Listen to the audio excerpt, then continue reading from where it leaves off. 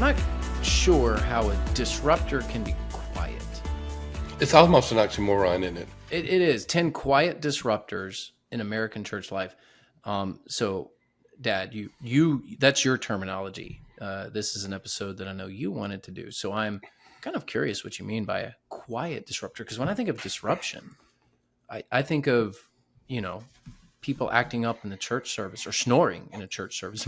More likely to, in my church services, for people to be snoring when I'm preaching than acting up. But we'll get to that. We'll get to that here in a second. Quiet. Well, let's look at the title for just a minute, but even before we get to the sponsor, there are some disruptions, like someone snoring, that is very obvious because it's a loud noise that is disrupting. There is a disruption when a staff person becomes highly rebellious and gets outspoken. That's not quiet. There are other disruptions that may not be defined clearly or known clearly, but they're having an almost invisible effect to the eye, but a very visible effect to the organization. That's what I mean by these quiet disruptors. You don't necessarily see them. Even more than that, you don't necessarily define them as disruptors, even though they are. So there you go. Fair enough. And I certainly want to thank our sponsor for today's episode, Upward. Dad, what's your favorite word? Pickle Ball. Pickle Ball. Yeah. Pickle Ball. You say it in a certain way. Pickle Ball. That the team, you make the team chuckle as they listen to this. I've never played pickleball, but I tell you what, now that Upward's doing it, I may take up pickleball. Even if it's not your jam, it is for a lot of people. Boy, is that thing growing.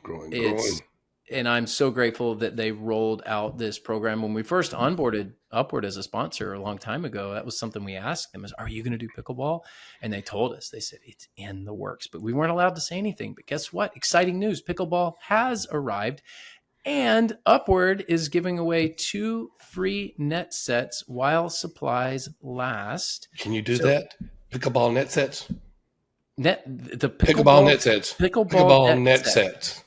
Isn't that great? It flows. It's actually something nice to say over the radio. Mm-hmm. Listen, most of you are quite familiar with the pickleball craze. You need to be a part of it. And if your church is looking for just a fun way to engage the community and to regularly be around your neighbors, it doesn't get any better than this. And just about any church can do this. They can set it up in lots of different places. You don't necessarily need a gymnasium. So reach out to Upward, upward.org/pickleball. I can't say it the way you say it. So upward.org/pickleball. You can be the neighborhood church and be the neighborhood church that people love by starting a pickleball program. Thank you, Upward. It's a really good idea. I'm glad they launched it. They do it better than anybody else. Absolutely. All right. So disruptors, quiet disruptors. What are these things that are out there that don't get that much attention? So, Dad, the first one here is evolving expectations for spiritual authority. You wrote that so well. What do you mean by evolving expectations for spiritual authority? Let's just look at it from the perspective of a pastor and the pastoral authority that is there. That's not the only place that it could be. There's some churches where historically the expectations of the authority, the spiritual authority of the pastor was really strong. The pastor will tell me what to do. The pastor will guide me, and I will be listening to the pastor for so many different things. Many of it came out of independent, some of it out of fundamentalist movements, but that took place. Now there's a move that is taking place where there is a question, is that the right authority? Is that the right type of authority that we want? And it can go the other way. It can go the other way where someone goes into a church that where the pastor, have been largely led by the laity, and now they're going into a church where they're saying, okay, what do we do? What do we do? And those are 2 cases. You may have some others, but those are some that I were thinking of. Well, those are good thoughts. My mind went to just the devolving trust levels of the American public with pastors as well. That's perfect. What used to be a pretty high level of trust with spiritual authorities has degraded to the point of pastors are like in the bottom quartile, not quartile, but bottom fourth of professions. Hmm. We're down there with some others that kind of the get all the stereotypical jokes. Won't name professions because frankly, there's plenty of good people that work in plenty of professions and don't want it to mean anybody. But You're talking about um, lawyers, lawyers would be one. That would that would talking be about one. news media, Media, politicians. politicians. Yeah, Yeah, we don't want to mention any though. no, we won't. But in all of those professions, there are really good people doing a lot of good work. Same with pastors, but we end up being lumped in there with them. And I think a lot of it, frankly, some of it we brought on ourselves. You had the televangelist scandals. That's when it all started. I said, when did that start? The televangelist scandals in the 1980s is when it all began.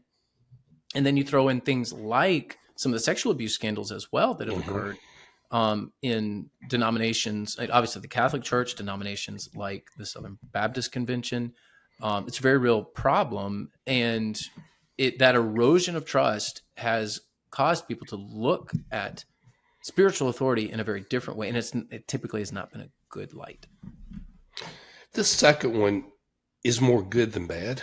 It's in my assessment.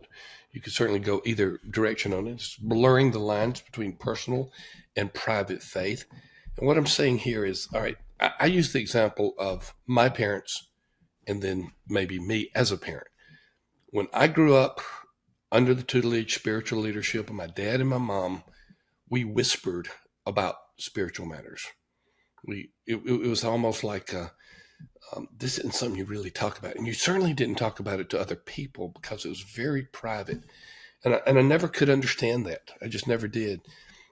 You grew up more with an overt faith expressed by your parents and others around you, and so there's this tension that has been taking place that can be a disruption. And when a church leader tries to lead a church, let's say in evangelism, for example, for many people, do I really want to tell them how they need to believe in order to go to heaven? Do I really want to get into something that may be uncomfortable with them? And that the old guard, my generation particularly, but even the builders before me, that generation was very private with their faith. And now this personal faith is becoming more expressive, and we want to talk about what we believe. And that's why I say it's more good than bad, unless the belief is bad. Yeah, I'll go out on a limb and say there's really no such thing as a private faith anyway. I mean, we're kind of called to live publicly, and our faith should be Well said. exhibited in the culture. I completely understand those who would say that Christians can be a bit aggressive, but you know what? There are far fewer aggressive Christians than there are passive Christians. Way more people who should be a bit more bold about their faith. But I completely agree with what you're saying. Those lines are blurring, and it has changed things. It is a disruptor without a doubt. Let me just more share good with than you. bad. Let me just share with you two people. Their names are Sam Rainer and Sam Rainer. Sam Rainer Sr., your grandfather, my father. It gets complicated why it happened that way. We won't even get into that. But Sam Rainer Sr. was extremely active in his community. He was a shining light in terms of personality, character, but he did not talk about Jesus that much. Now, Sam Rainer III, there is a junior out there, and it gets confusing. Sam Rainer III, the co-host of this podcast and president of Church Answers, and lead pastor of West Bradenton, is also very active in his community. Speaking of you, but with many opportunities that have been given to you, you've been able to talk about Christ. When the hurricanes hit, and Dana Perino was interviewing you about the work you were doing in the hurricane, you went right to Christ and how he's there and how he's protecting you. That was so different than your grandfather, who I have no doubt was a Christian, number one, but also a Christian who really loved Jesus, but just did not have this way of articulating it. It was more of a private issue for him, which I think if he were to do it, I'll have another life. We don't believe in reincarnation, but if he were to have another life, he would do it differently. So I was on a run this morning, and I'm a bit of an extrovert. People Do you think? may or may not know that.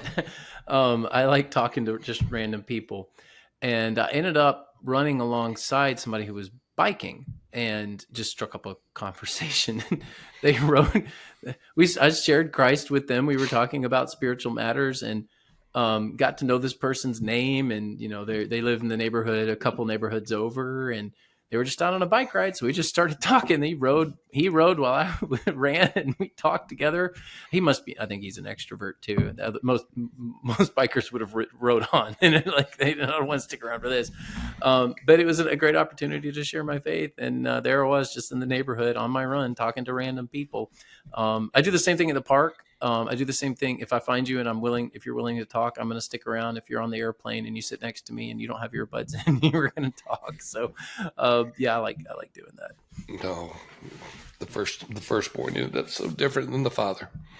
So, another quiet disruptor here, digital natives are redefining the community. Now, I know what you mean by digital native. I'm kind of like that. My generation is a bridge between the analog era and the digital. You're a digital era. adapter. I'm a digital adapter, the first generation to do it. But I adapted at a young age. I was a teenager when I was making this adaptation. I think is what I'm trying to say. There are those who grew up in it, like my kids. You are firmly ensconced. Let me try to use some words here. Firmly ensconced in the analog era.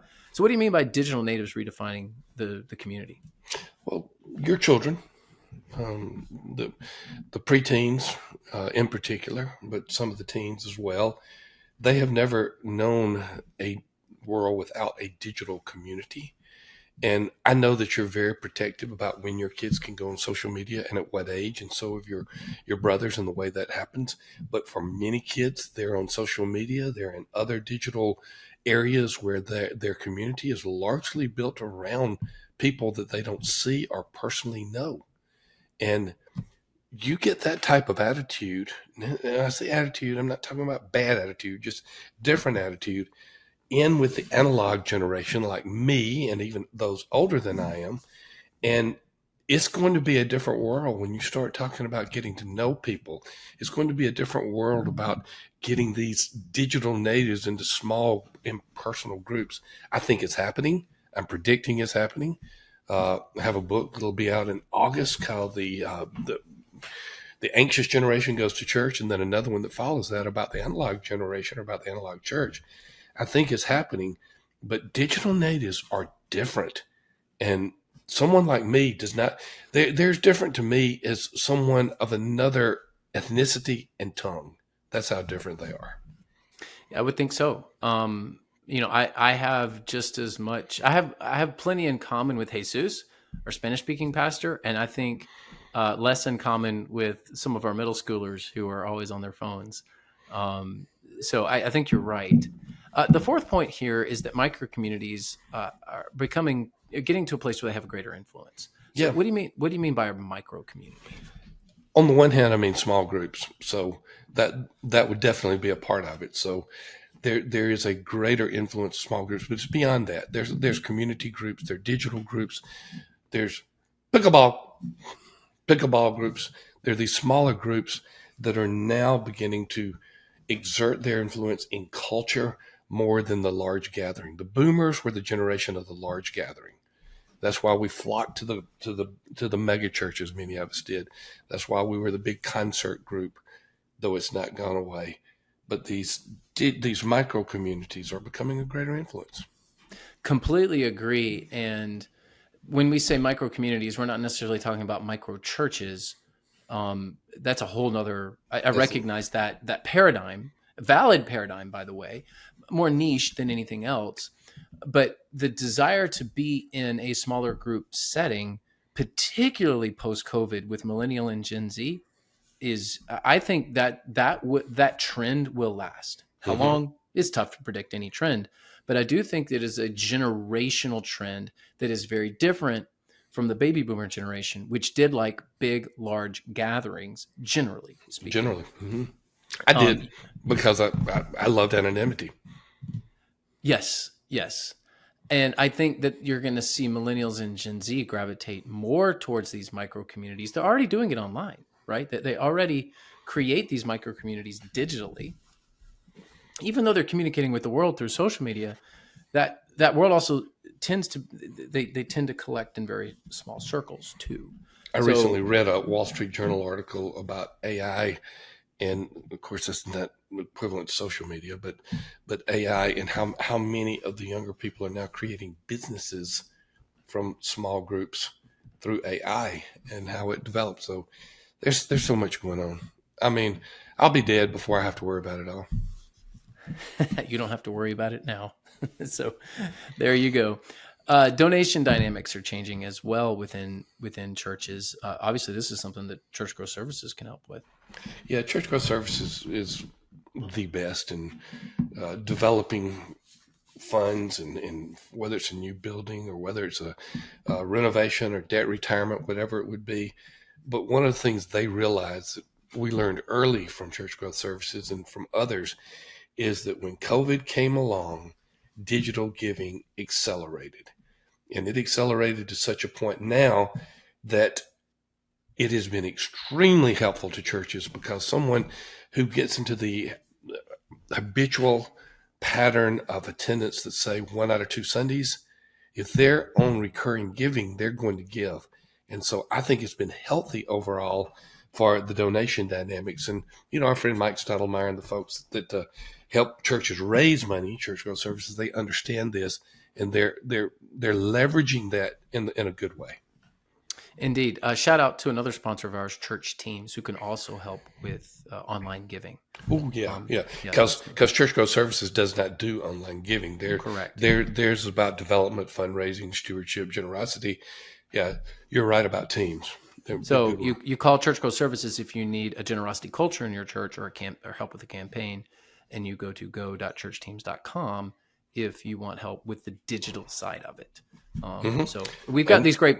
We like sharing this because we've got these great partners that actually help you solve some of these problems. And there's always upward if you want. Pickle Ball. Yes. Oh man. Whenever they change the copy, you're going to be so disappointed when they want to focus on something else. Hey Sam, they changed the copy and they went to the running for a while, and I still talked about Pickle Ball. I like to run, so I'm glad that they're doing running as well. Well, here's the thing. We're going to split this episode up into 2 parts. We're doing 10 quiet disruptors in American church life, and just for the sake of time and your ears, we're going to do part 2 in the next episode. We'll be talking more about what these quiet disruptors are, things like mobility rates, greater awareness of mental health issues, greater access to theological education, the decentralization of communication. So we don't often do a part 1 and part 2 when we are doing podcasts, but we thought this was such a big topic that we would split it up into 2. So we'll see you in that next episode for you to check that out. But before we sign off, we certainly want to thank Rooted, our sponsor. Rooted is a curriculum that can launch discipleship in your church. It's a unique way of, say, starting groups, of creating a discipleship culture, of growing deeper while also reaching more. They really use curriculum to solve a lot of discipleship problems. And I would encourage, at the risk of overstatement, I would say Rooted has become a movement. It came from the mission field to California, to Mariners Church, and now it's being disseminated in a broad way across the world. And it is really catching fire. I love Rooted, and I love what's going on there. Yeah, and the team behind it is absolutely phenomenal. You've got Earl Robertson, you've got Michael Kelly, you've got Eric Geiger. These are the people that you want, creating the content and the curriculum for your church. It sounds like I'm at Lifeway again. Well, they all had a connection there, yes, yeah. And they're all working together. So maybe they just formed the best team that you could possibly form for curriculum. Just saying. That may be a little bit of inside baseball for our listeners. Just know this: are the people behind Rooted really good at what they do? Yes, they best. are. They are the best. So experiencerooted.com/church answers is where you can learn more about Rooted. Link is in the show notes as well. Again, experiencerooted.com/church answers. Give us a thumbs up on YouTube. Subscribe to the channel. We continue to grow there. We're very grateful for all of you who are watching. I don't know why you want to watch us, but it's the thing now. But most of you, Wait a minute now. You hooked me on YouTube, and you did. say, I don't know why they want to watch us. I get my news, I get my podcast, I get the world from YouTube. Yeah, news anchors, just to kind of tell you this, Dad, news anchors tend to be better looking than the both of us. That's really what I'm referring to. You did see some of my YouTube channels. Fair enough. Hey, smash. That's what my Gen Z team that produces the content at the church, they say, smash the like and the subscribe button. I did that for one of my church videos. Smash that subscribe button. Well, that's what we'd like for you to do. So thank you for those who are subscribed. Thank you for those who are subscribed in your podcasting app as well. If you can give us a rate or a review, if you're a place where you can do that, we would appreciate it. And we'll get to part 2 in the next episode. It will come shortly in a few days. We'll see you then.